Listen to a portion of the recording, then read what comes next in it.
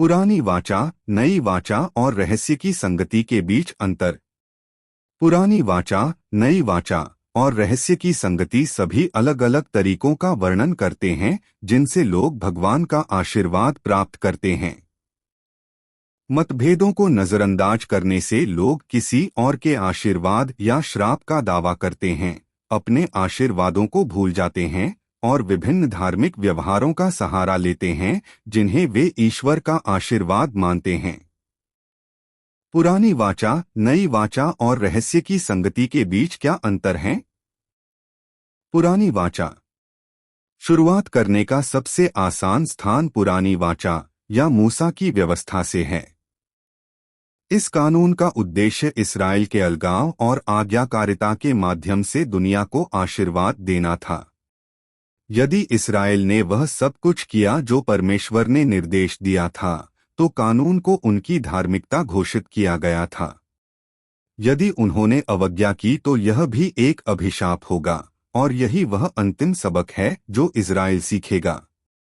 वे व्यवस्था का पालन नहीं कर सके और अपने पाप को छुपाने के लिए उन्हें अनेक बलिदानों की आवश्यकता पड़ी। ईश्वर के आशीर्वाद के माध्यम के रूप में इस्राएल को कानून का पालन करने में उनकी विफलता के कारण खत्म नहीं किया गया। परमेश्वर ने इस्राएल के पूर्वजों से इस्राएल को एक ऐसा राष्ट्र बनाने का वादा किया था जिसके माध्यम से दुनिया को आशीर्वाद मिलेगा।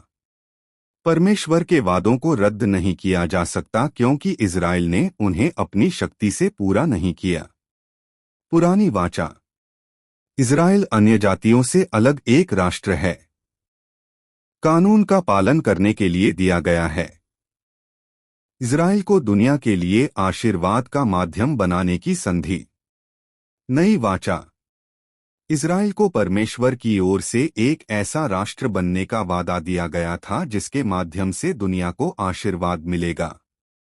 पुराने और नए अनुबंध दोनों का उद्देश्य इस वादे को पूरा करना था।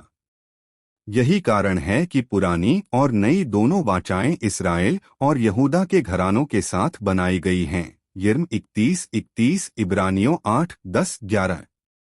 पुरानी वाचा और नई वाचा दोनों में कानून, पुजारी, राज्य और पाप के लिए बलिदान शामिल हैं। दोनों का उद्देश्य इस्राएल के माध्यम से दुनिया को आशीर्वाद प्रदान करना था। दोनों भविष्यवाणी के विषय हैं और दुनिया के शुरू होने के बाद से गुप्त रखे गए भगवान के रहस्य का हिस्सा नहीं थे। नई वाचा इस्राएल के लिए इस मायने में बेहतर बनाई गई थी कि परमेश्वर वह सब कुछ करेगा जो वे स्वयं नहीं कर सकते थे। वह बेहतर पुजारी होगा, वह उन्हें कानून का पालन करने के लिए आत्मा देगा और वह राज्य स्थापित करने के लिए मसीह को भेजेगा। नई वाचा केवल पुरानी वाचा का आशीर्वाद है, पिताओं से किया गया वादा है जो परमेश्वर के प्रावधान के माध्यम से संभव हुआ है। यूहन्ना 1:17। जबकि पुरानी वाचा में मनुष्य के प्रदर्शन पर जोर दिया गया था, नई वाचा में परमेश्वर इस्राएल के लिए वह कार्य कर रहा था जो वे नहीं कर सके। पुराना वादों को पूरा करने में विफल रहा, लेकिन नया विफल नहीं होगा। इब्रानियों 8:7-10। पुरानी वाचा, नई वाचा। इस्राएल को आत्मा के द्वारा कार्य करने के लिए अपने परमेश्वर की कृपा पर कार्य करना चाहिए। इस्राएल गैर यहूदियों से अलग एक राष्ट्र है। इस्राएल गैर यहूदियों से अलग एक राष्ट्र है। पालन करने के लिए दी गई व्यवस्था, पालन करने के लिए उनके हृदयों पर लिखी गई व्यवस्था। जेर 31:33। इस्राएल को दुनिया के लिए आशीर्वाद का माध्यम बनाने की वाचा। इस्राएल को दुनिया के लिए आशीर्वाद का माध्यम बनाने की वाचा। रहस्य की संगति।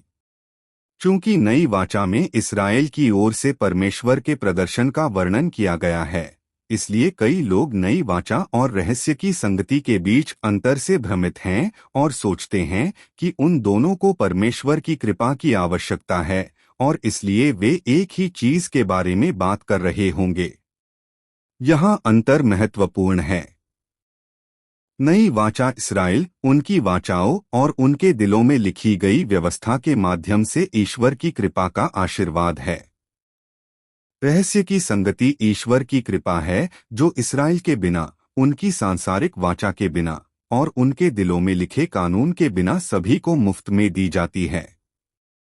जबकि पुरानी वाचा के तहत ईश्वर कानून देने वाला था और नई वाचा के तहत मसीह में ईश्वर कानून का रक्षक था। रहस्य की संगति के तहत मसीह में ईश्वर कानून हटाने वाला है। रोम 6:14 कर्नल 2:14। जबकि पुरानी वाचा इस्राएल को दी गई थी और नई वाचा विश्वास करने वाले इस्राएल को दी गई थी। रहस्य की संगति उन सभी के लिए है जो मसीह के सुसमाचार पर विश्वास करते हैं, यहूदी या अन्य जाति। 2 कोर 5:17 इफ 2:15 कर्नल 3:11।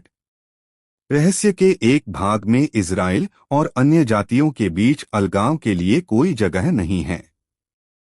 जबकि पुरानी और नई वाचाएं इस्राएल के माध्यम से परमेश्वर के आशीर्वाद के वादे को पूरा करने के लिए भविष्यवाणी का विषय हैं। दुनिया के शुरू होने के बाद से रहस्य की संगति परमेश्वर के किसी भी वादे में प्रकट नहीं हुई थी। रोम 16:25। रहस्य की संगति इस्राएल को दी गई किसी भी वाचा, भविष्यवाणी या वादे की पूर्ति नहीं है। आज चर्च के लिए प्रेरित पौलुस के सामने प्रकट होने तक अनुग्रह का वितरण ईश्वर में छिपा हुआ था। If 3:1-2 if 3:9-11। रहस्य की नई वाचा फेलोशिप। इस्राएल के लिए परमेश्वर की कृपा, आत्मा के द्वारा इस्राएल के बिना सभी के लिए परमेश्वर की कृपा। इस्राएल अन्य जातियों से अलग एक राष्ट्र है। इस्राएल का पतन हो चुका है। मसीह के शरीर में कोई यहूदी या अन्य जाति नहीं।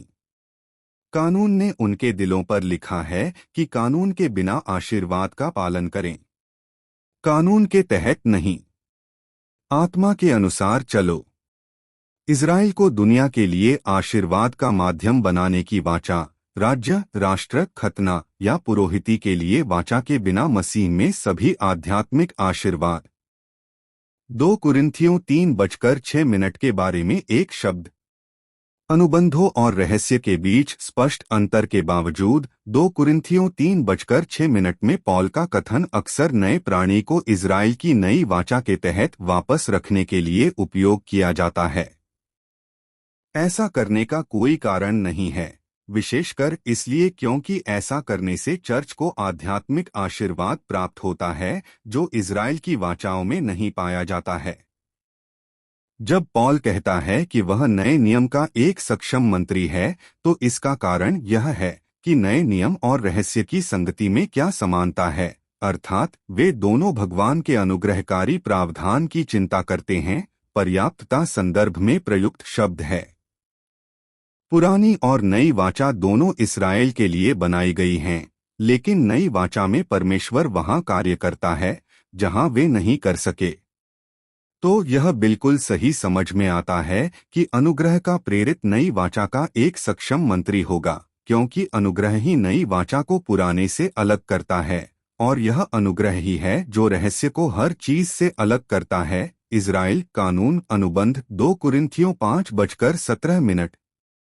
निष्कर्ष: एक बार जब पुरानी वाचा, नई वाचा और रहस्य की संगति के बीच अंतर समझ में आ जाता है, तो रहस्य के रहस्योद्घाटन के अनुसार भगवान की कृपा के धन की बेहतर सराहना की जाएगी। ईश्वर से आशीर्वाद प्राप्त करने के लिए अनुग्रह और विश्वास हमेशा आवश्यक थे, लेकिन आज जिस तरह से ईश्वर दुनिया को आशीर्वाद देते हैं, अनुग्रह इज़राइल, कानून या अनुबंधों के बिना रहस्य की संगति में अकेला खड़ा है।